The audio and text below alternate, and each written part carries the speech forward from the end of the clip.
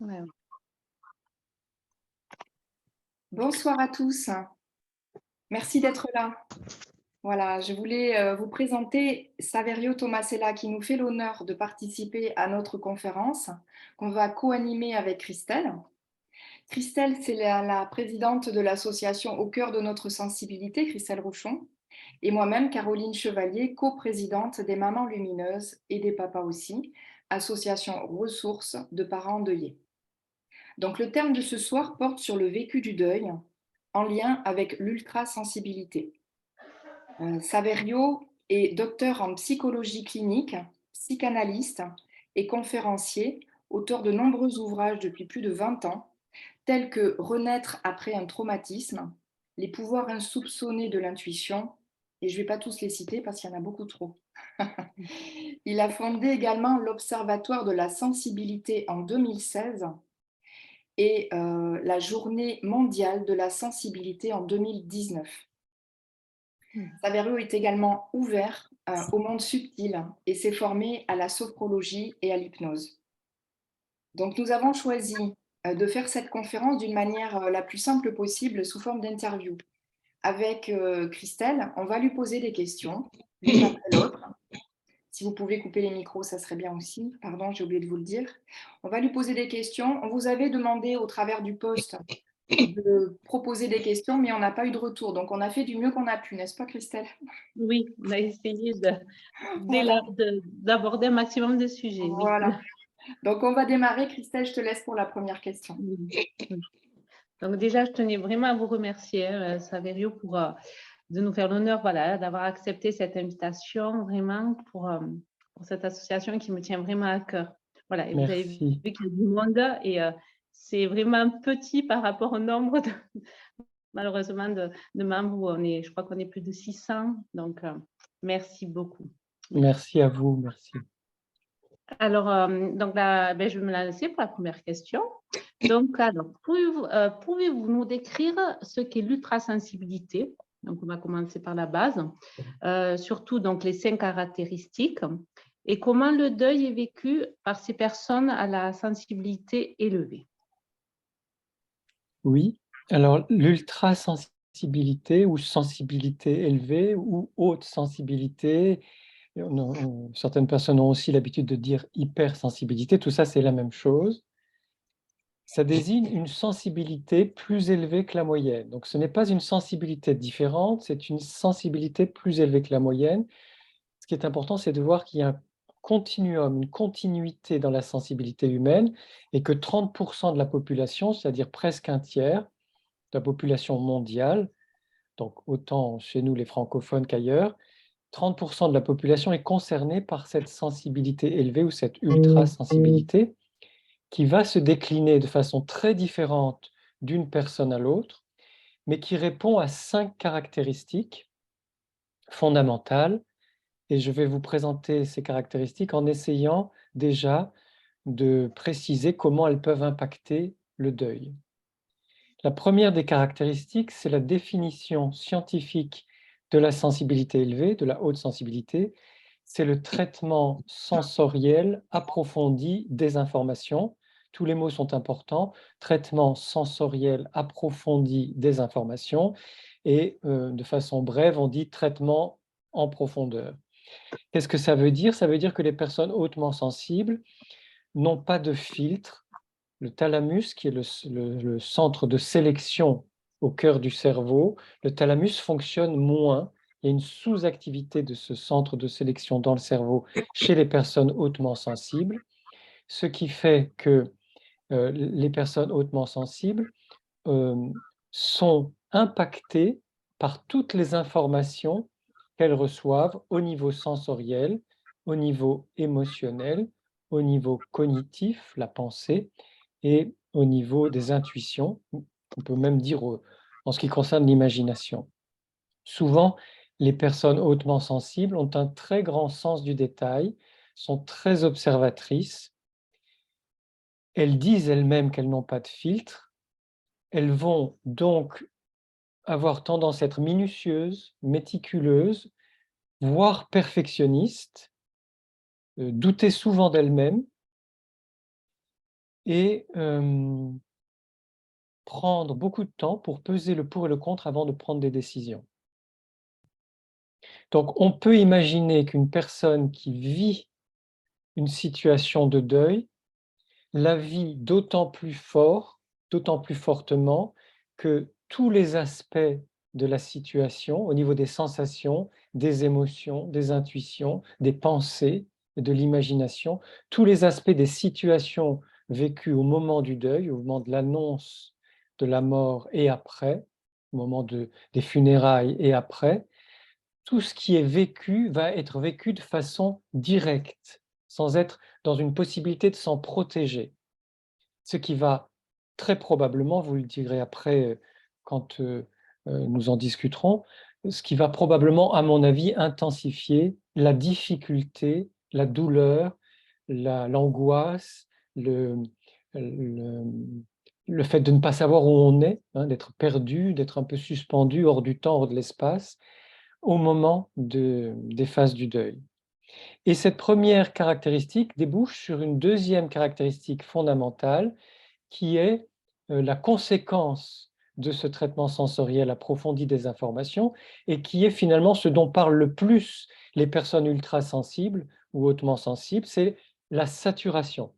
C'est-à-dire que cette absence de filtre, le fait de recevoir tout le temps beaucoup d'informations sensorielles, émotionnelles, cognitives, intuitives, etc., fait que nous sommes, je dis nous parce que je suis moi-même ultra sensible, nous sommes hyper stimulés, surstimulés, et que cette surstimulation, très rapidement, débouche sur une saturation qu'on va sentir plusieurs fois dans la journée. C'est pas simplement le soir, on rentre du travail ou de toutes ces activités et on est fatigué. C'est que déjà dans la matinée à certains moments, ou si on nous a demandé quelque chose d'un peu différent d'habitude, ou s'il y a eu déjà des émotions fortes, ou si on est face à une situation nouvelle, beaucoup de choses vont nous mettre dans cet état de saturation qui va provoquer une fatigue physique, nerveuse, mais aussi potentiellement de l'agacement, de l'irritabilité, le sentiment de perdre ses moyens. D'ailleurs, les personnes hautement sensibles, quand elles sont observées, quand elles parlent en public, quand elles sont sous le regard des autres, ont souvent l'impression de perdre leurs moyens. Et cette saturation va demander de faire des pauses, c'est-à-dire qu'il n'y a qu'une seule possibilité pour, sortir de la saturation, c'est d'arrêter ce qu'on est en train de faire, fermer les yeux, respirer profondément, faire un tour, aller marcher, boire une tisane, de l'eau, faire quelque chose pour permettre à la saturation de passer, sinon l'hyperstimulation continuant, la saturation ne fait qu'augmenter. J'en profite pour dire que les personnes hautement sensibles, très souvent, ne supportent pas ou supportent mal le café, le thé, parfois même le chocolat, puisque dans le chocolat, il y a une substance, la théobromine, qui est proche de la caféine, le maté, le maca, tout ça, toutes ces substances qui sont stimulantes, finalement, pour les personnes hautement sensibles, elles sont de trop, puisque notre système nerveux est déjà très stimulé par nature. Et on s'est rendu compte récemment que le sucre blanc, hein, le sucre rapide, les sucres rapides ne sont pas forcément bons ou favorables pour les personnes hautement sensibles parce qu'elles vont stimuler le cerveau alors que nous avons plutôt besoin de calmer le jeu. Au niveau du deuil et des moments difficiles des phases de deuil, on se rend bien compte que l'afflux particulièrement fort, intense de ce qui se passe dans les différentes phases de deuil, va donc renforcer cette saturation, renforcer ce sentiment de saturation, cette fatigabilité, cette possibilité de se sentir dépassé, à vif, à cran, à fleur de peau, et de ne pas savoir comment répondre ou de se sentir irritable, agacé, de ne plus savoir comment faire face. Et on arrive à la troisième caractéristique de la haute sensibilité ou de l'ultrasensibilité qui concerne les émotions, parce que les personnes hautement sensibles ont des émotions plus intenses que la moyenne, plus variées que la moyenne, plus combinées, des émotions qui se combinent entre elles que la moyenne, plus durables que la moyenne des autres personnes. Et que tout ça fait que, particulièrement au niveau des émotions, c'est difficile pour nous de vivre nos émotions, de les réguler, de les accueillir, parce qu'elles sont amplifiées. Et en plus, il y a un autre phénomène qui vient s'ajouter à ça. On peut parler de porosité émotionnelle. Les personnes qui témoignent disent qu'elles sont des éponges émotionnelles. C'est la contagion, c'est-à-dire que si je suis de bonne humeur ou détendu et que j'arrive dans un groupe qui est tendu, en colère ou triste ou que sais-je, de mauvaise humeur, etc., je vais être tout de suite impacté dès que j'entre dans ce groupe par l'ambiance émotionnelle du groupe et ces émotions vont venir se surajouter aux miennes, faisant en sorte que parfois je ne sais même pas quelles sont mes propres émotions. Hein, si ces émotions que j'ai absorbées sont les miennes ou pas, finalement, au bout d'un certain temps, je m'y perds. Et on peut même ajouter à ça, pour beaucoup, pas toutes les personnes hautement sensibles, mais pour beaucoup de personnes hautement sensibles, une très forte empathie. Ce qui nous porte à nous préoccuper parfois beaucoup plus des autres que de nous-mêmes, de la souffrance des autres que notre souffrance, de leur maladie, de leurs inconforts, de leur malaise, de leur mal-être, etc., au risque de nous oublier, et si ça dure trop longtemps, au risque de nous sacrifier.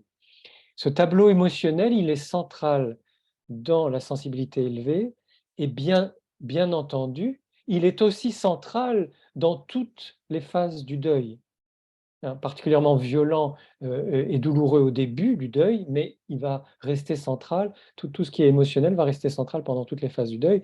Donc quand on est hautement sensible, les émotions du deuil vont être vécues dans une intensité décuplée qui font que les angoisses sont des angoisses immenses, les douleurs sont des douleurs immenses, les désespoirs sont insurmontables ou paraissent insurmontables, etc., concernant toutes les douleurs et tous les sentiments qu'on peut vivre euh, quand on est confronté au deuil.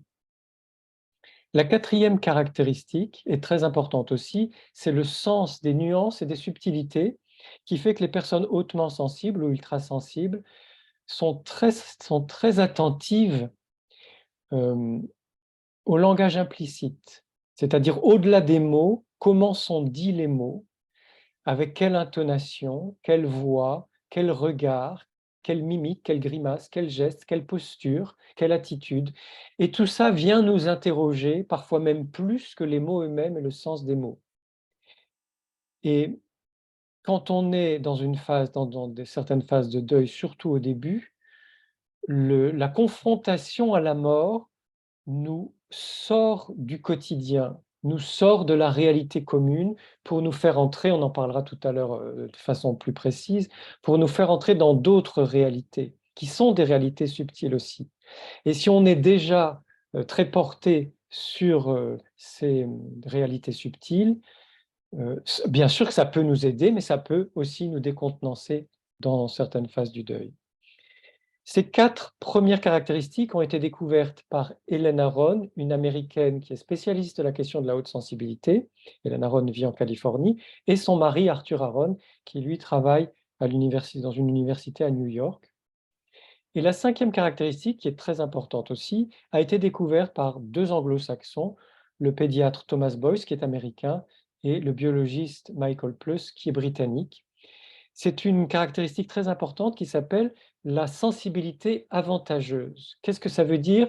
Je vais prendre l'exemple d'un enfant parce que c'est plus facile à comprendre, mais c'est valable pour les adolescents et pour les adultes. Un enfant très sensible, particulièrement sensible, qui grandit dans un environnement de stress, de misère, de violence, d'alcoolisme, de non-respect, de négligence. Cet enfant très sensible va être plus souvent et plus longtemps malade que les autres enfants de son âge.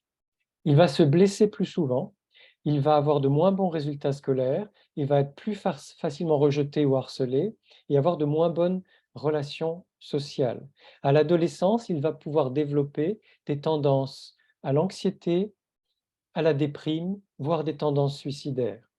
Ce même enfant, dans un environnement porteur, accueillant, soutenant, bienveillant, encourageant, qui le respecte comme il est, va au contraire avoir une santé florissante, mieux réussir à l'école, avoir de très bonnes relations sociales et aura moins tendance à développer à l'adolescence de l'anxiété, de la déprime, voire des tendances suicidaires.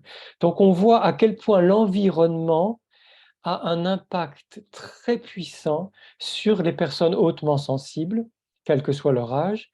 Et c'est pour ça que je recommande tout le temps aux personnes très sensibles de faire en sorte de se créer pour elles-mêmes un environnement qui leur convient vraiment, de respecter, de s'écouter, de se respecter pour créer pour elles-mêmes des conditions de vie qui soient des bonnes conditions de vie.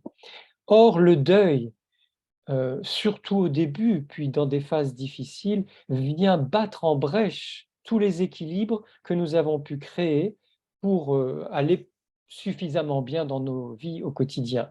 Et donc, au moment du deuil, nous basculons dans quelque chose de particulièrement difficile à vivre parce que nous allons être plus maladroite ou plus maladroit que d'habitude, nous blesser, nous cogner, heu, moins bien réagir, à ce que nous disent les autres, moins bien comprendre, tout simplement parce que,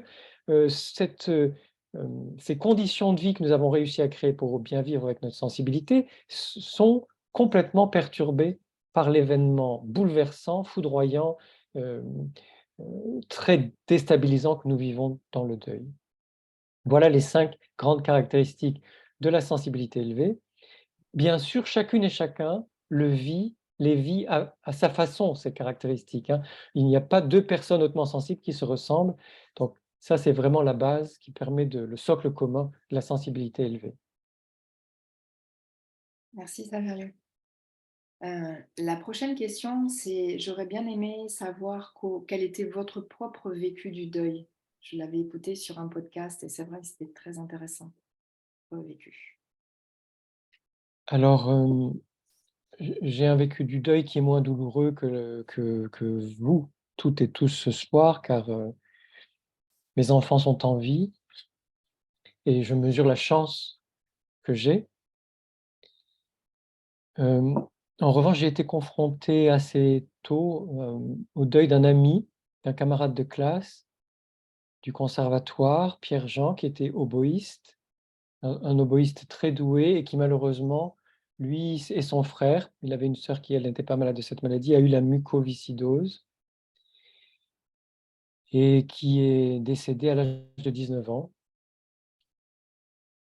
Hem, donc j'avais été confronté au deuil de mes parents qui avaient perdu des amis ou des personnes lointaines de leur famille, donc voilà, le contact avec la mort, était présent dans ma vie depuis l'enfance, t enfin, on a une famille d'amis dont le père était mort dans un accident de voiture, donc on avait été éprouvés aussi par cet accident, ces amis qu'on avait beaucoup reçus à la maison et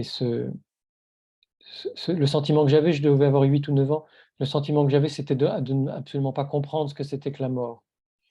Peut-être de le comprendre intellectuellement, oui, bien sûr, à 8 9 ans, on est capable de se rendre compte que quelqu'un n'est plus là et que c'est fini, qu'il a été enterré. Mais dans les ressentis, dans ma sensibilité, je n'arrivais pas à comprendre de quoi il s'agissait, mais je percevais par empathie à quel point nos amis souffraient, étaient dans l'affliction, dans la tristesse, à quel point c'était lourd, à quel point c'était pesant, difficile à vivre. Et quand j'ai été confronté directement à la mort de Pierre-Jean, qui était un ami très proche, bon, je m'y attendais, c'est vrai, puisque c'est une maladie au cours progressif, donc on savait que ce jeune homme déclinait. Heu, je crois que j'ai eu, alors quelque chose que je n'avais pas aperçu quand j'étais enfant à 8 9 ans, je crois que j'ai eu intuitivement, spontanément, cette ouverture sur, le monde de l'au-delà, comme si, en même temps que j'apprenais la nouvelle et que j'étais profondément triste, et là, en vous parlant, je sens une émotion très, très forte qui me saisit. En même temps que j'étais saisi par cette émotion, j'ai senti quelque chose de l'ordre de la paix, de ce que son âme, de ce que son être, profond, était en train de vivre après le passage de la mort. Donc ça a été pour moi très aidant de sentir cette paix et de pouvoir probablement, bénéficier de sa présence, de la présence de Pierre-Jean d'une autre façon. Et ce qui a été fort dans dans ce moment-là, c'est que les parents de Pierre-Jean étant athées, avaient décidé c'est des scientifiques, des univers scientifiques qui ne croyaient pas en Dieu, ils avaient décidé qu'il n'y aurait ni fleurs ni couronne. Et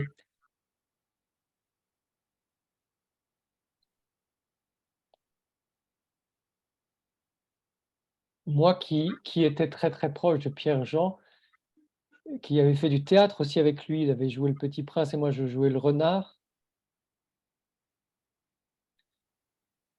je n'imaginais pas possible de voir partir Pierre-Jean sans qu'il y ait quelque chose de l'ordre de la vie. Et grâce à un ami commun qui s'appelle Alain Boulet, qui est mort aujourd'hui, qui est peintre, qui était peintre, j'ai pu poser cette demande aux parents de Pierre-Jean. Et grâce à la médiation d'Alain, ils ont accepté qu'il y ait un bouquet de fleurs. Je crois que c'était des fleurs violettes. Ils voulaient des fleurs très très simples, mais au moins, quand je l'ai vu à la morgue et puis quand après il a été incinéré, il est parti avec des fleurs. Et ça reste aujourd'hui, 40 ans plus tard, à peu près 40 ans plus tard, ça reste pour moi aujourd'hui quelque chose de très, très important d'avoir, encore une fois, suivi cette intuition, senti que c'était important de manifester quelque chose du côté de la vie, de l'affection, de l'amitié. Et donc ça a été pour moi un moment fort de ce passage, de cet accompagnement dans la mort de Pierre-Jean. Donc voilà une des expériences. Après, bien sûr, j'ai perdu mes grands-parents, dont une grand-mère que j'aimais particulièrement et dont j'étais très proche et que j'ai pas pu aller sur, voilà, l'accompagner dans la mort au moment où elle s'est éteinte. Et pourtant, à des centaines de kilomètres, j'ai senti exactement au moment où elle est morte, son passage. Et là encore, peut-être encore plus que pour Pierre-Jean, dans une grande paix, dans une grande confiance, dans un grand amour, enfin comme si elle avait rejoint l'infini, enfin comme si j'ai senti qu'elle avait rejoint l'infini. Merci. Merci beaucoup. Et donc, en fait, ça me fait un peu rebondir sur la troisième question parce que vous parlez de comme si vous avez ressenti, voilà, au décès de votre grand-mère et puis aussi de votre ami très proche, c'est cette capacité de ressentir comme si elle était en paix. Donc, c'est vrai que moi, ma troisième question, c'était est-ce qu'on peut-on développer notre sensibilité lors du deuil d'un être cher et bien sûr devenir ultra sensible?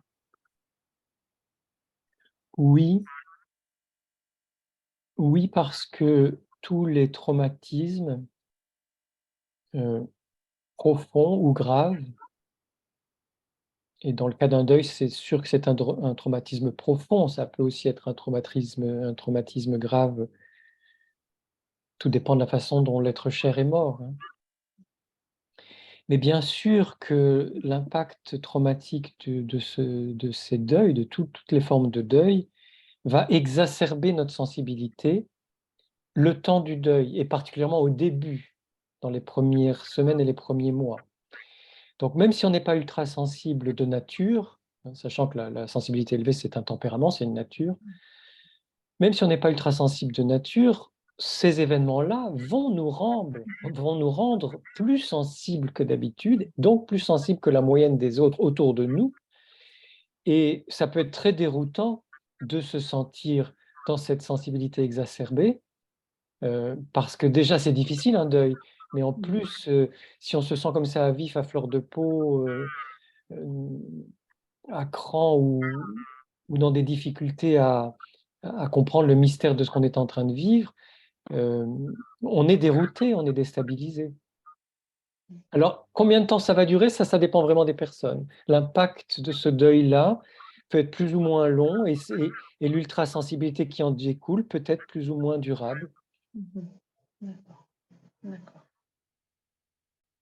On peut, après, on peut le rester. Je pense que On peut le rester, on oui. peut le rester. Ça a Alors, tellement on de peut le rester d'autant plus au niveau de tout ce qui est subtil, c'est-à-dire que l'expérience de la mort, que ce soit notre propre expérience, si on a vécu une expérience de mort imminente, ou l'expérience de la mort de quelqu'un de proche, nous ouvre à des réalités autres. Et ça, c'est acquis pour toujours, parce qu'une fois on a fait l'expérience, ben c'est ainsi. Et je pense que ce qui est important, c'est d'accueillir l'inouï, l'inconnu, le mystère de ces situations-là, parce elles sont très enseignantes, elles nous apprennent beaucoup. Et si on accepte de se dire: «Ben voilà, j'ai senti ça, j'y crois parce que je l'ai senti pour moi, c'est réel». Je me laisse enseigner par l'expérience de la mort et du deuil. Au final, c'est bien s'écouter, en fait, s'écouter. Voilà. Oui, oui, oui. Merci. J'aimerais savoir comment vous pourriez nous dire comment mieux vivre nos émotions quand on vit un deuil. Quels conseils vous pourriez donner aux personnes qui sont endeuillées? Alors, la première chose fondamentale, c'est de retenir, de se rappeler que nos émotions nous veulent du bien. Toute émotion veut notre bien.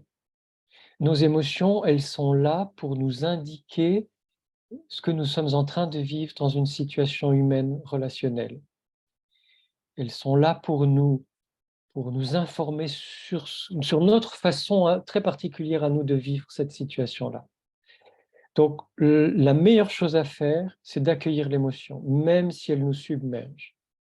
Même si ce sont des sanglots à n'en plus finir, ou des cris qui sortent, ou un abattement, le désespoir, l'angoisse, l'incompréhension, quelle que soit la puissance de nos sentiments et de nos émotions, c'est important de les accueillir comme la manifestation nécessaire, indispensable de ce que nous sommes en train de vivre, et faire confiance à notre corps et à notre système nerveux qui, dans leur grande sagesse, dans la grande sagesse de la vie, nous permettent de sentir ce que nous sentons, même si ça nous déborde, que ça nous envahit, que ça nous dépasse. Et en accueillant l'émotion, curieusement, elle passe plus vite que si on s'y oppose, que si on l'évite, que si on ne veut pas la voir, que si on la réfrène. Donc de toute façon, cette déferlante émotionnelle au moment de certaines phases du deuil, il vaut mieux ne pas lui résister.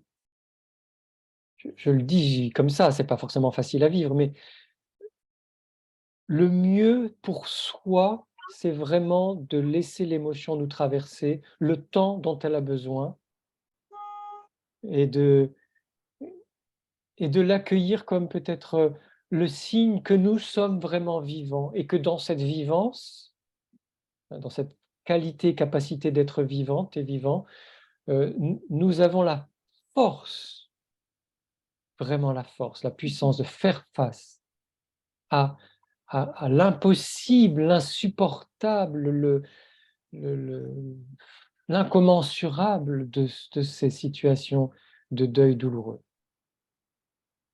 Et après ces phases-là, les émotions vont nous renseigner sur les moments où c'est plus ou moins facile ou difficile de faire face au manque, à la perte, à l'absurde, à tout ce qui va venir nous chahuter par rapport à cette mort. Et que nous, en tant qu'humains sensibles, alors plus ou moins sensibles, mais en tant qu'humains sensibles, de toute façon, nous ne pouvons pas faire autrement que d'être chahutés, bousculés, perturbés par tout ce que nous sommes en train de vivre.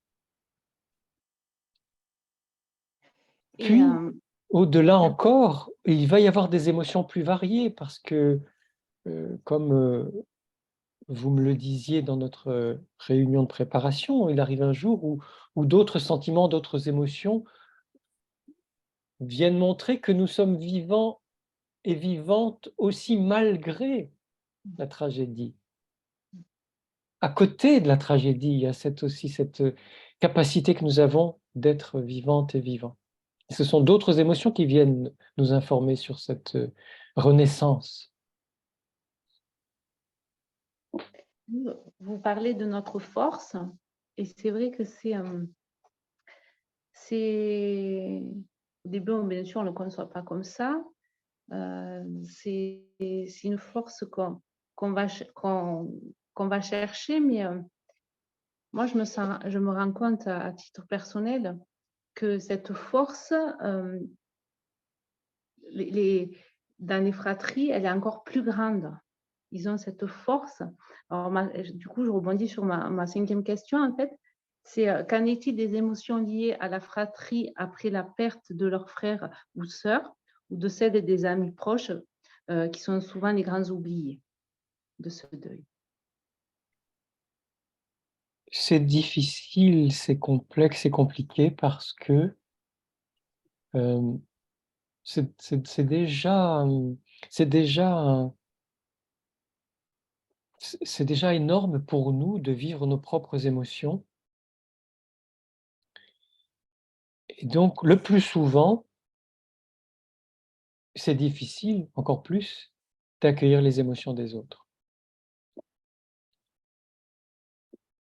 Déjà parce qu'on a besoin que nos propres émotions trouvent leur place, trouvent leur espace et qu'elles puissent être entendues par des membres de notre entourage. Que notre peine, notre affliction, notre tristesse infinie, ce manque, cette perte, puisse être entendue, accueillie par des membres de notre entourage. Et on n'a plus forcément cette disponibilité pour accueillir les émotions de notre conjoint, de nos enfants ou de nos amis. Et on ne peut pas faire autrement parce qu'on est déjà soi-même dans le tourbillon émotionnel et de tout ce qui se passe. Ce qui fait que, souvent par pudeur, par délicatesse, par discrétion, nos amis et nos enfants nous protègent.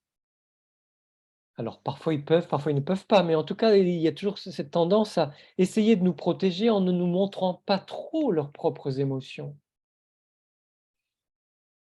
Le risque, c'est alors d'oublier que nos enfants ou nos amis, et surtout nos enfants, ou nos proches, notre conjoint, etc., ont aussi des émotions extrêmement fortes.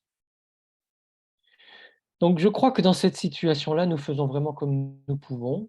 La première chose serait peut-être d'avoir conscience qu'elles et eux aussi sont traversés, dépassés, envahis par des émotions extrêmement fortes.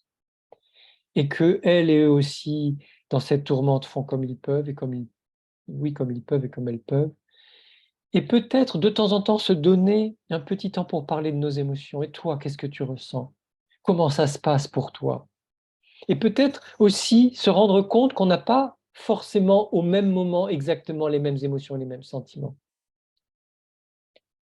Que la tristesse ou la colère ou la révolte ou l'angoisse ou le désespoir ne vont pas venir exactement au même moment pour les unes, pour les uns, pour les autres. Et ça nous donne un peu de distance, un peu de façon de se dire: «Tiens, il y a d'autres façons que la mienne de vivre cet effroi ou cette tragédie». On peut aussi proposer à ses proches ou à ses enfants d'écrire leurs émotions dans un cahier.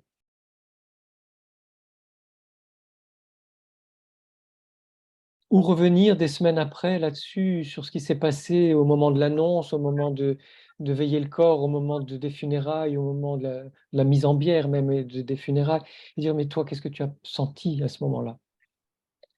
Parce que nos émotions, dans notre mémoire, elles restent vivantes et si on n'a pas pu en parler, parce qu'on ne peut pas tout faire, au moment où tant de choses se passent, tant de choses importantes et graves se passent, de se dire que même si on en parle des semaines ou des mois après,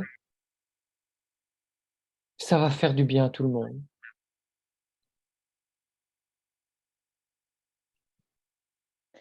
Oui, merci. Et, surtout, moi, un psychologue m'avait conseillé au tout début de surtout ne jamais me cacher mes émotions, en fait, devant ma fille, sachant que c'est après l'effet miroir. Si les parents, ne pleurent pas, moi, je vais pas pleurer. Donc ça aussi, se permettre et s'autoriser, oui, si ça va pas, le dire. Et Oui, mmh, oui, parce que nos enfants apprennent de nous et si mmh nous exprimons nos émotions, comme vous le dites, ils deviennent capables ils se sentent autorisés et ils deviennent capables d'exprimer leurs émotions. Merci beaucoup. J'avais envie de savoir ce que vous pensiez de l'injonction sociétale à sortir du deuil, à reprendre le cours de la vie, à reprendre rapidement son travail pour rassurer notre entourage qu'on va mieux ou qu'on commence à reprendre un peu le dessus. Je suis révolté, je suis profondément révolté et en désaccord avec cette injonction qui est vraiment l'injonction d'une société malade, d'une société insensible, très, très peu sensible, une société très peu humaine aussi, très peu solidaire, très peu empathique. Parce qu'on ne peut pas faire l'économie du deuil, on ne peut pas forcer un deuil, on ne peut pas accélérer un deuil, on ne peut pas faire comme si on n'était pas en deuil, on ne peut pas tricher avec un deuil. Donc la société se trompe et c'est important de le dire, de le clamer, d'insister là-dessus. Chacune, chacun de nous, chacune et chacun de vous, nous et vous, nous faisons, vous faites comme vous pouvez.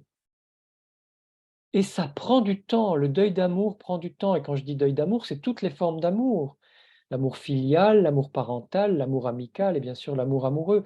Tous les deuils d'amour sont très, très longs et nous avons besoin que la société, la communauté, l'entourage acceptent cette lenteur, cette longueur et surtout ne nous presse pas. En retour, nous avons le droit de nous révolter, de nous mettre en colère quand on nous demande de nous presser, quand on nous demande de faire autrement qu'à notre propre rythme. Nous ne pouvons pas faire autrement. Donc vraiment, ça, je pense que le message est à faire passer à tous les niveaux de la société.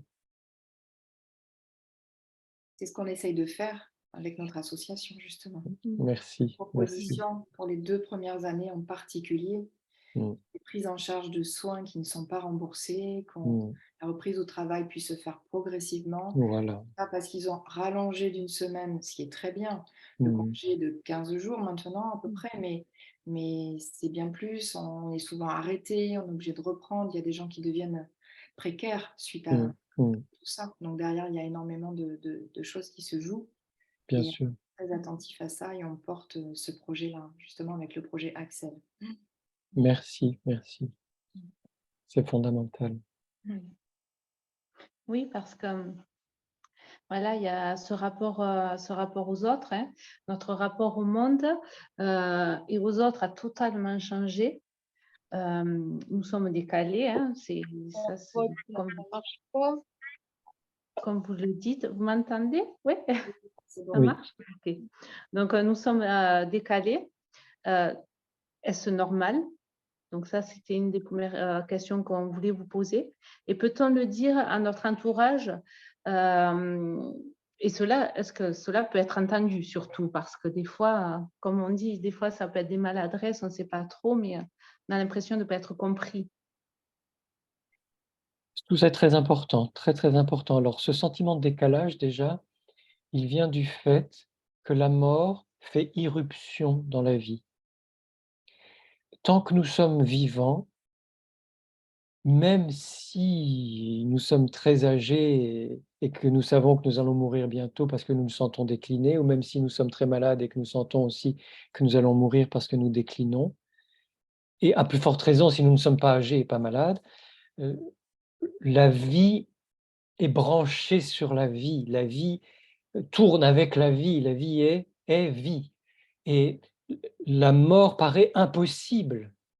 Elle paraît inimaginable, elle paraît, hem, hem, incongrue. Ce qui fait que l'annonce de la mort de quelqu'un, c'est toujours une rupture, une brèche, une, un désastre au sens propre, hein. Désastre, ça veut dire qu'on perd quelque chose avec le lien avec les astres. On on perd la foi, on perd nos repères, on est complètement déstabilisé. Il y a quelque chose de l'ordre d'une catastrophe. Une catastrophe, c'est vraiment ça, c'est le chaos, l'effondrement de nos repères, de nos habitudes, de notre équilibre au moment de l'annonce de la mort de quelqu'un, qui nous plonge dans autre chose.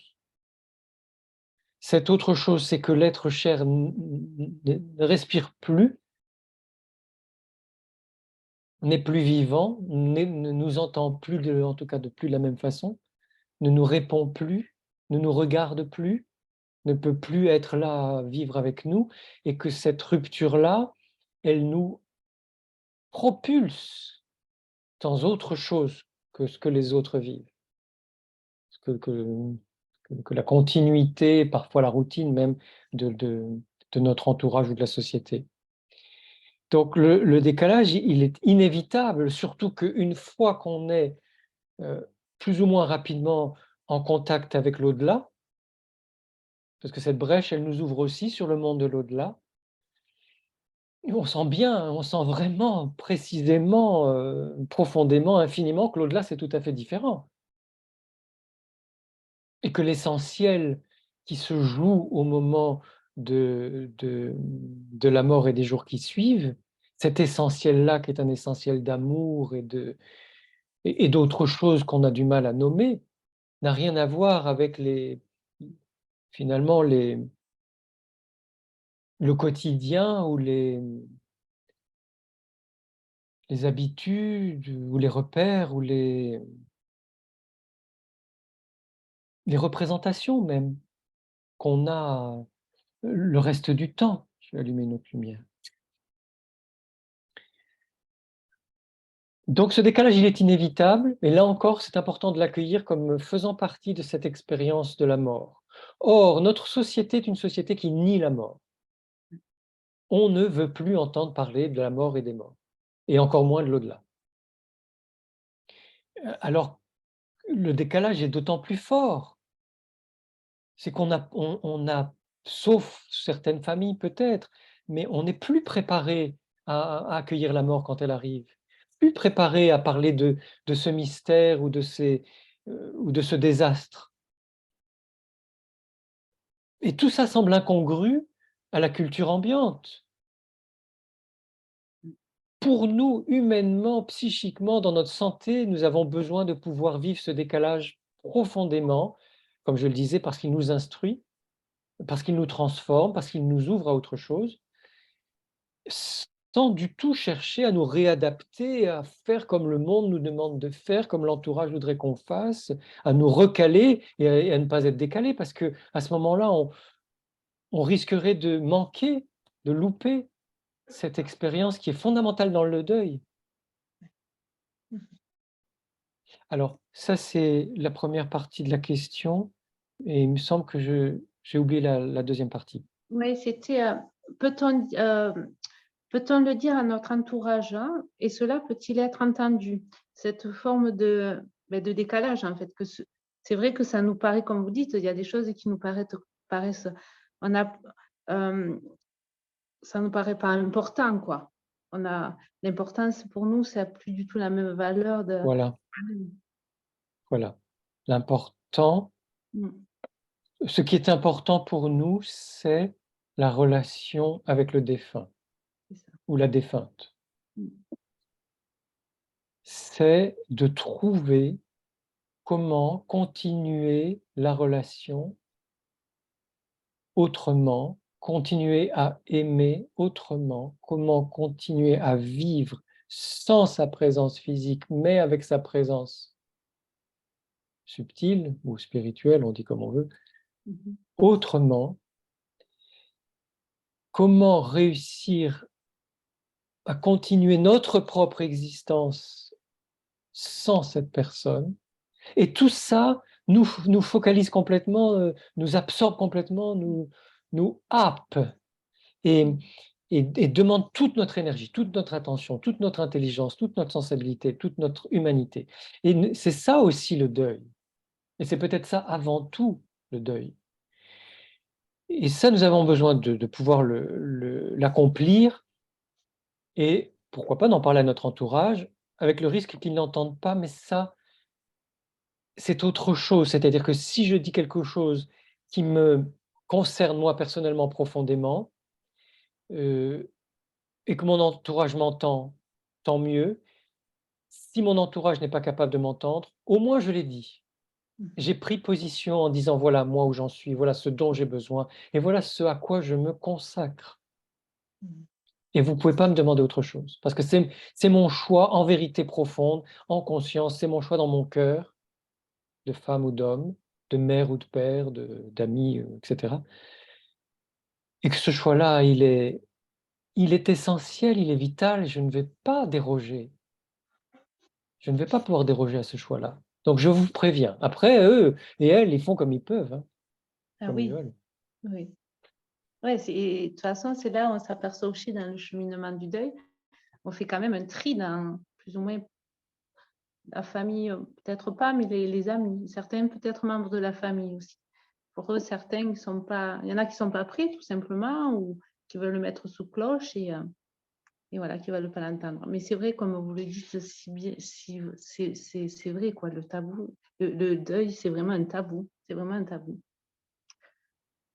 Merci, merci. Quel conseil pourriez-vous donner pour nous aider à surmonter le trauma du deuil d'un enfant? C'est une grande question, mais Oui, c'est la plus grande question humaine. C'est la plus grande, plus vertigineuse question humaine, car nous donnons la vie par désir de la vie, par amour de la vie, par amour pour celle et celui que nous concevons, que nous voyons naître, et vous, femmes, que vous faites naître, que nous accompagnons, que nous soignons, que nous soutenons, que nous aidons à s'envoler.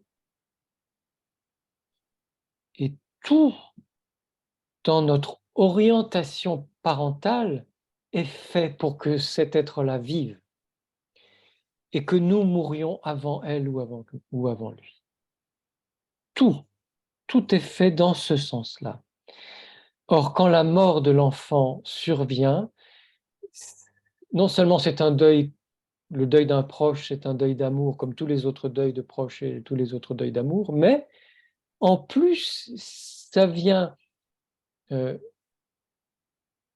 défaire, déconstruire, désorienter ce grand mouvement de vie de notre don pour notre enfant. Et je pense que ça, c'est abyssal, c'est absolument confondant parce qu'on ne sait pas comment faire quand on est parent. Et probablement, pour vous qui l'avez vécu, le plus grand apprentissage qu'une existence humaine puisse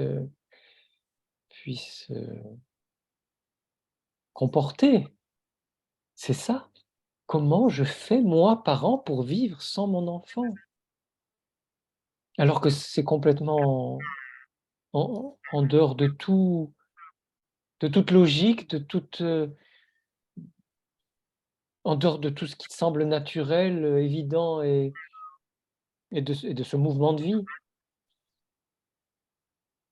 Et c'est là aussi, on en a parlé dans la réunion, dans l'échange qu'on a eu avant, c'est là aussi que le fait de rester en lien avec l'enfant me semble essentiel, me semble fondamental. Le fait de rester dans la vie qu'on a donnée à cet enfant, dans l'amour qu'on donne encore à cet enfant, à notre enfant, me semble essentiel pour que nous restions parents, éternellement parents de cet enfant-là. Pour que nous restions infiniment et absolument et complètement parents, jour après jour, de cet enfant-là. Oui, vous parliez tout à l'heure de... Oui, j'ai le micro. Vous parliez tout à l'heure qu'en fait, ce qui était très important pour nous, c'est de garder cette relation. Comment je vais continuer cette relation avec mon enfant? Donc, on voulait vous poser cette question. Comment pensez-vous que l'on puisse développer notre intuition, cette connexion surtout, suite à la perte d'un être cher, et par quelle pratique énergétique? On est tous Oui, ouais, très alors demandeurs. l'intuition, elle est là. Mmh. L'intuition, elle est là. Elle est souvent furtive ou fugace. Elle est souvent très subtile et dans une évidence, certes, mais tellement légère que ce que nous pouvons faire, c'est nous ouvrir de plus en plus à des petits signes. À des petits signes que nous accueillons tels quels. Après que nous les interprétions d'une façon ou d'une autre, ou que nous les racontions d'une façon ou d'une autre, ça vient dans un second temps. Mais dans un premier temps, c'est important d'accueillir le maximum des signes tels qu'ils viennent avec, confiance et gratitude. J'ai une patiente qui avait perdu son père et qui, dans les jours qui ont suivi, très rapidement, je crois, hein, elle a vu un papillon sur une fleur et elle a senti que c'était son père.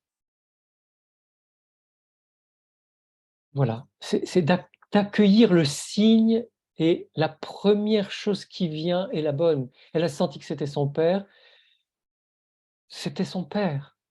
Parce que si le mental s'en mêle, la raison, le doute, ben, bien sûr qu'à partir de ce moment-là, on peut tergiverser et se dire: «Ah ben non, peut-être que c'était pas ça, que c'est» non, le signe est là, je l'accueille comme un signe et c'est la façon dont je l'ai accueilli qui est la bonne. C'est comment mon cœur l'a reçu.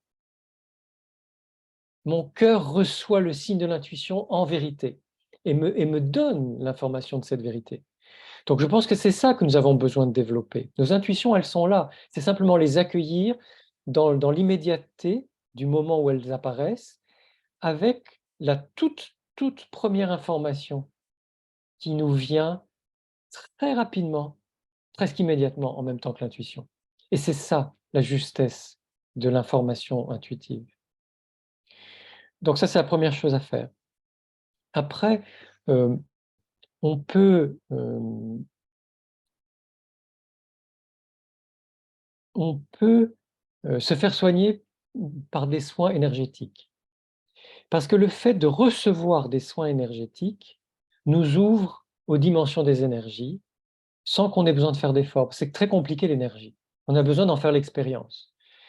Or si on est suivi par une bonne praticienne, un bon praticien, que ce soit magnétiseur, magnétiseuse, reiki, ça peut être l'acupuncture aussi ou le shiatsu, le Chin Tsang, enfin toutes les pratiques énergétiques en fait, un massage énergétique, l'Ayurveda. Toutes les personnes qui sont sensibles à l'énergie et qui vont pouvoir vous dire: «Là, je sens que votre énergie est comme ci et comme ça aujourd'hui», ça nous éveille, même certains ostéopathes d'ailleurs, hein, ou certains psys qui sont ouverts à ça. Ça nous éveille à la façon dont nos énergies fluctuent, circulent ou ne circulent pas dans notre corps physique et dans nos corps subtils. Au Au-delà de nous, il y a des énergies, des rayonnements électromagnétiques. Maintenant, avec la physique quantique, et certains, outils de mesure, on voit bien qu'il y a un rayonnement électromagnétique du corps et de certains organes. L'organe qui a le rayonnement électromagnétique le plus long, c'est le cœur. Notre cœur émet des vibrations énergétiques jusqu'à 3 mètres. Ce qui fait que quand vous êtes à 3 mètres de quelqu'un, cette personne reçoit des informations subtiles sur vous. Et si on est très branché sur les énergies, on peut même les sentir plus loin. Mais bon, à 3 mètres, c'est sûr, physiquement que ça va jusque-là. Donc en s'ouvrant à ces réalités, en sachant que de très nombreux scientifiques de toutes les cultures sont aujourd'hui capables d'affirmer que les énergies existent, qu'elles sont mesurables et que nous émettons des ondes, des vibrations qui sont des formes d'énergie, heu, nous nous ouvrons de plus en plus à ces mondes subtils. Et puis, il y a les rêves. Je connais bien des personnes qui voient, entendent, sentent un défunt ou une défunte.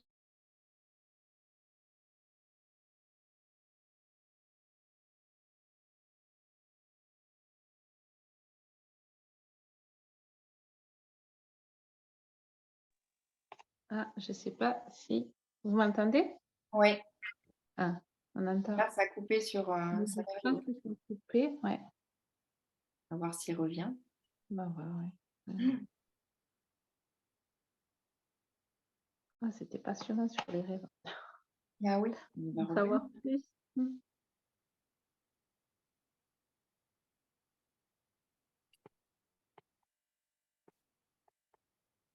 Bon, Non, ça n'a pas l'air de revenir. ça a coupé. Ça a coupé. Bon, peut-être il va Attends qu'il revenir. On revienne, va alors. attendre un petit peu. Ouais, je pense qu'il va se reconnecter. Hum. Je vais en profiter pour allumer parce que je suis dans le noir.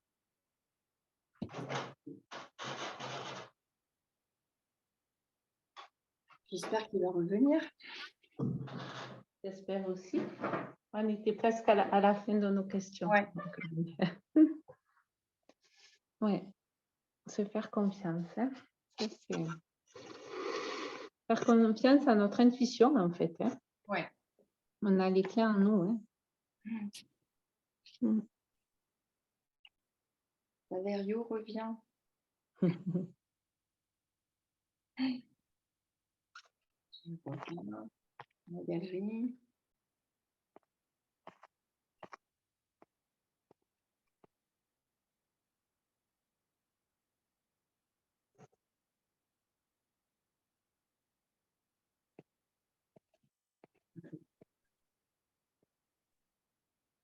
Voilà, Ah, j'ai eu un souci technique.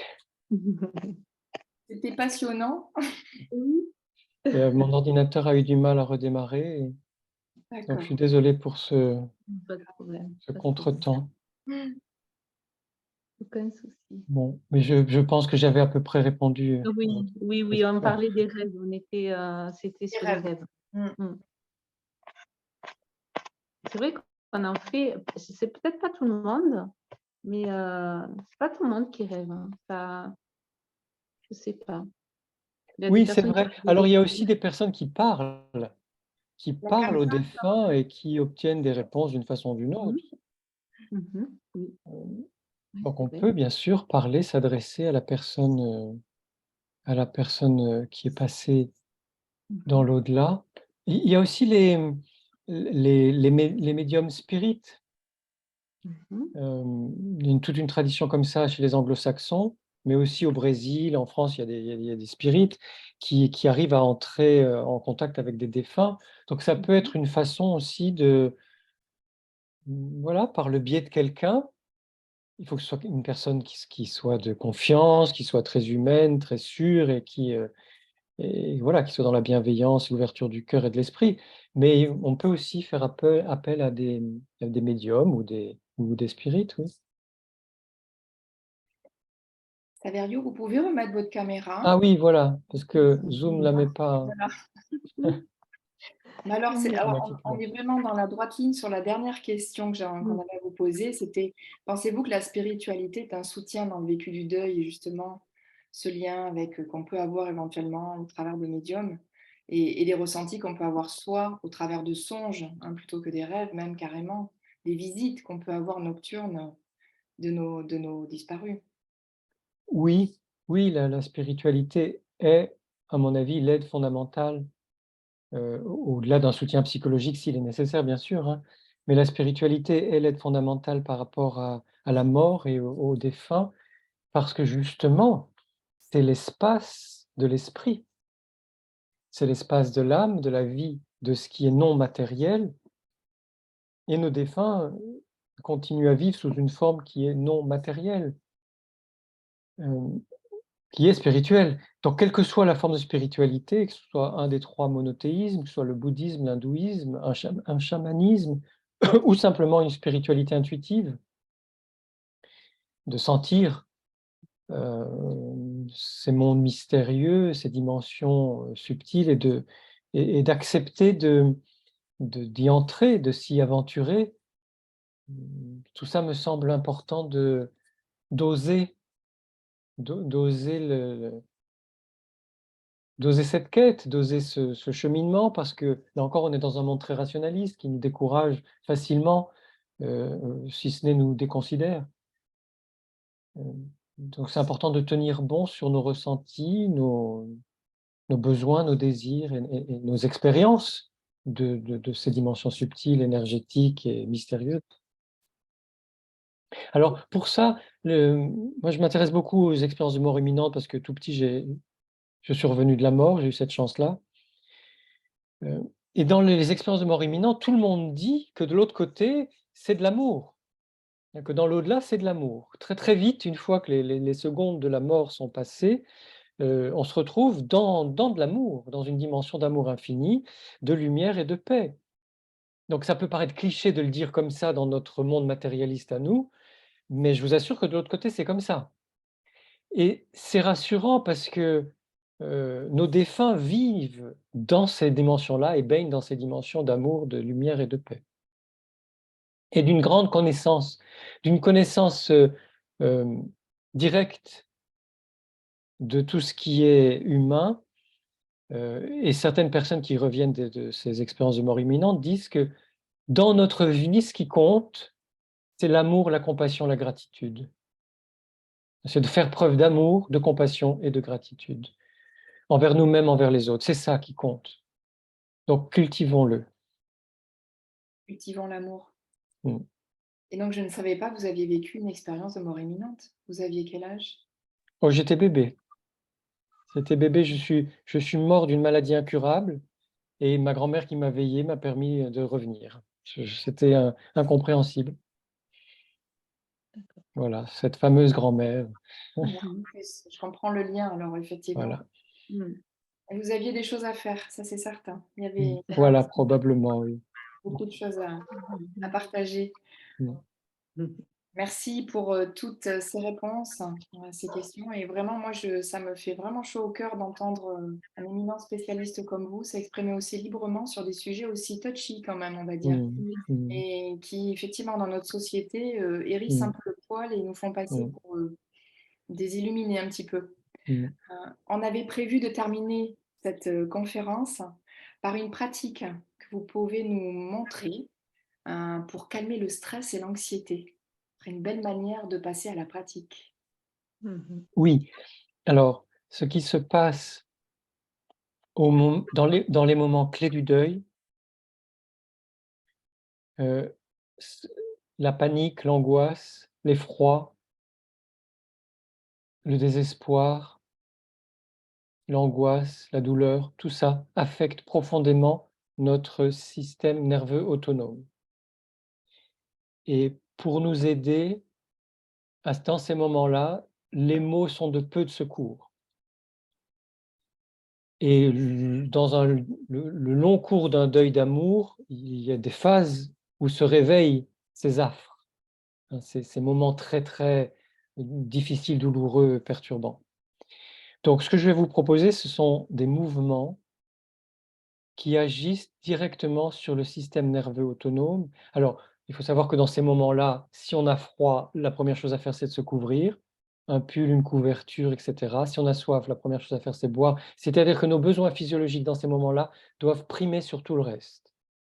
Si on a besoin de dormir, on dort. Si on a besoin de marcher, on marche. Si on a besoin de crier, on crie. Ou de souffler, de soupirer, on soupire. Si on a besoin de pleurer, on pleure. Les besoins physiologiques, ils sont absolument nécessaires, ils sont indispensables dans ces moments-là. Et au-delà de ces besoins, ces premiers besoins physiologiques, ce que je vais vous montrer, donc c'est plutôt qu'un seul petit exercice et une petite série d'exercices, ça va aider le système nerveux autonome à s'apaiser et que nous puissions retrouver la possibilité de nous sentir suffisamment bien dans ce corps pour pouvoir, survivre. Donc la première chose à faire, vous pouvez le faire avec moi, nous allons aller regarder à gauche complètement en tournant la tête à gauche. Nous regardons en bas, au milieu, en haut complètement à gauche, puis nous tournons un tout petit peu la tête et le regard, nous regardons en haut, puis nous glissons vers le milieu et vers le bas. Nous décalons un tout petit peu le regard, encore un peu vers le centre, en bas, nous glissons vers le milieu et le haut. Donc là, je le décompose exprès et nous continuons en nous rapprochant du centre et en glissant le regard du haut vers le bas, puis du bas vers le haut. Et nous arrivons progressivement de plus en plus vers le centre, avec le regard, la nuque et la tête qui vont ensemble de plus en plus vers le centre. Et nous allons bientôt nous retrouver vers le centre, c'est-à-dire en face de nous, à regarder vers le haut, à glisser vers le milieu, glisser vers le bas. Et puis nous allons faire la même chose sur l'autre côté, en tournant progressivement la tête, le regard, la nuque. Et nous glissons encore un peu plus dans toutes les directions, en bas, au milieu, en haut. Et ça a besoin d'être très lent. Là, c'est encore peut-être un peu rapide. Si vous le faites seul ou seul chez vous, faites-le très lentement. Et nous continuons sur la droite, en bas, au milieu, en haut, en glissant, hein, de façon la plus fluide possible. Et nous allons complètement sur la droite, en haut, au milieu, en glissant en bas. Et nous allons revenir tranquillement vers le centre quand vous avez fini, hein. Prenez le temps.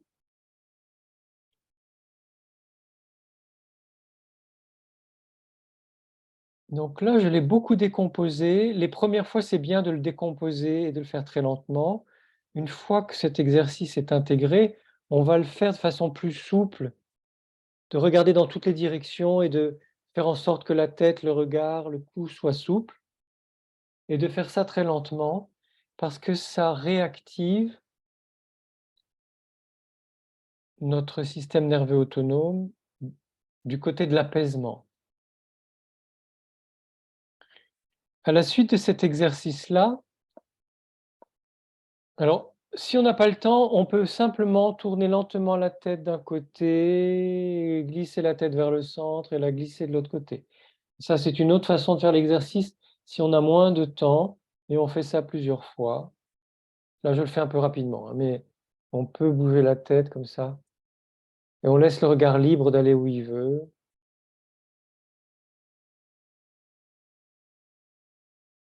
Et vous pouvez remarquer que ça relance la respiration profonde. Donc, plutôt que d'agir sur la respiration, ce qui souvent est assez inutile quand on est angoissé ou pétrifié ou qu'on va très mal, le fait de bouger les yeux, la tête et le cou va relancer naturellement le, le, le mouvement des poumons et du diaphragme.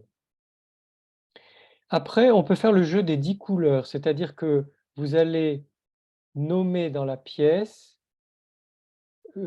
repérer et nommer à voix haute, c'est important de faire à voix haute, donc repérer et nommer à voix haute 10 couleurs différentes ou 10 nuances de couleurs différentes en les comptant. Et cet exercice qui combine compter, regarder, nommer à voix haute, un exercice qui va beaucoup calmer le cerveau et calmer le système nerveux autonome. Donc voilà, peut-être vous pouvez le faire pour vous-même, même, surtout si vos micros sont désactivés, ben, faites-le en nommant les couleurs. Et je vais le faire moi pour la démonstration, donc vert, 1, bleu, 2, rouge, 3, bleu foncé, 4, ivoire, 5, beige, 6, argenté, 7, brun, 8, orange, 9, rose, 10. Puis, on termine cette série en touchant 10 matières différentes et en les nommant, en les comptant, en les nommant. Donc là, il faut en plus les toucher, c'est-à-dire on va mettre le toucher en plus. Donc coton, 1, papier, 2, éponge, 3, métal, 4, je touche plastique, 5,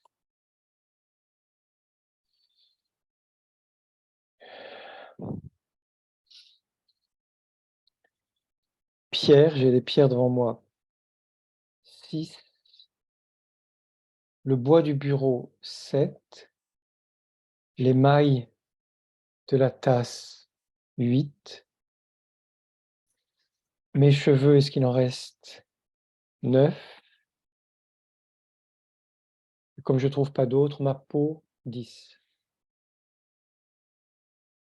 Voilà, donc ça, c'est une série d'exercices qui aident vraiment à se recentrer, à s'apaiser sans faire d'efforts. C'est assez ludique et si on est avec ses enfants ou son conjoint, on peut toutes et tous faire le jeu ensemble ou chacun un tour de rôle quand il s'agit des couleurs et des textures.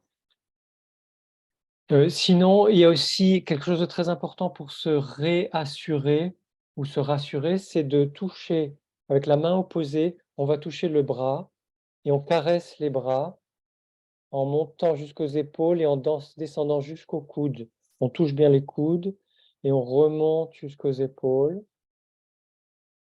Vraiment comme un auto-câlin, comme un câlin qu'on se fait à soi-même, on se caresse et après on va monter une main d'un côté et alterner. C'est-à-dire que la main qui est montée va descendre et la main qui est descendue va monter. On fait ça en même temps, ça complique un peu l'exercice.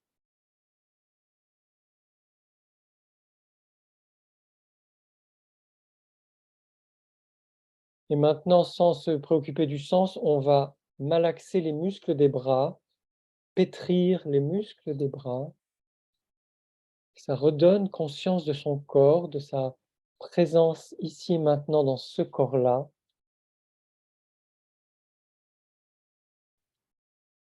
Et enfin, on va taper alternativement d'un côté et de l'autre, en montant et en descendant.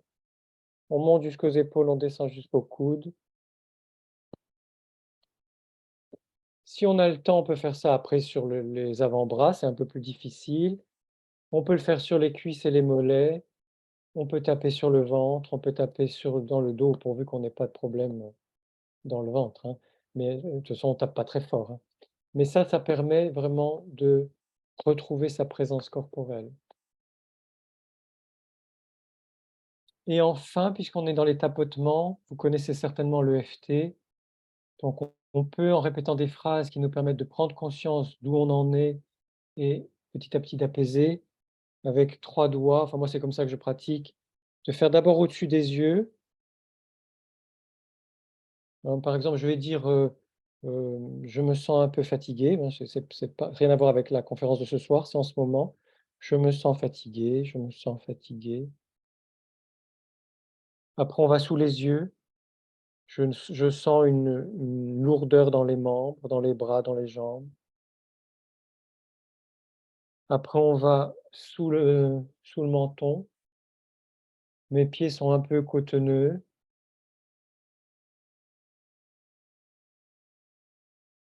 Après on va ici. Alors généralement, pour ce point-là, c'est les peurs. Donc là, j'ai pas de peur particulière, mais je pourrais dire, «Je crains de ne pas bien dormir cette nuit». Bon, c'est pas forcément vrai, mais on dit quelque chose par rapport à une peur qu'on a. Après, on va aller sous les seins. Donc là, vous ne voyez pas forcément, mais et là, on commence à dire quelque chose qui est: «Je s je sens que je suis plus calme» ou «Je sens que je vais bien dormir». On passe plutôt, aux ressources ou aux solutions. «Je sens que je peux compter sur mes amis» ou «Je sens que la marche de demain me fera du bien» ou «Je sens que j'apprécie beaucoup votre présence» et après le point de karaté qu'on appelle le point de karaté ici, on va le tapoter d'un côté en disant: «J'ai confiance en mes ressources, j'ai confiance en mes ressources, j'ai confiance en mes ressources et je sais que je fais tout ce que je peux pour m'apaiser ou pour aller bien ou pour traverser cette, difficulté, cette période» et après on va taper les mains l'une contre l'autre. Alors on n'est pas obligé de dire quelque chose dans cette phase-là, on peut simplement sentir ce qui se passe dans notre corps. Et puis après, on arrête. Ça, c'est aussi un exercice qui aide beaucoup. Voilà. Merci beaucoup. Ça, c'est du concret. Revenir à son corps, hein, ça, c'est la base. Hein. Mm. C'est vraiment revenir à soi. Mm. Et boire, parce qu'on est fait de beaucoup d'eau. Donc boire. Oui, Boire de l'eau. boire de l'eau, oui. Boire de l'eau, oui. Mm. Merci Saverio, c'était vraiment une belle expérience. Merci à vous. Vraiment très gentil à vous de vous être plié à cet exercice auprès des parents lumineux que nous sommes. Avec joie. On fait le maximum en tout cas pour le rester. Mm. Je souhaite à tous une bonne soirée. Merci beaucoup. Merci infiniment. Merci à vous. Bonne Merci, soirée. merci infiniment. Merci. Merci. Merci beaucoup. Merci beaucoup. Au revoir. Merci, au revoir. Au revoir. Belle soirée à vous tous. Au revoir.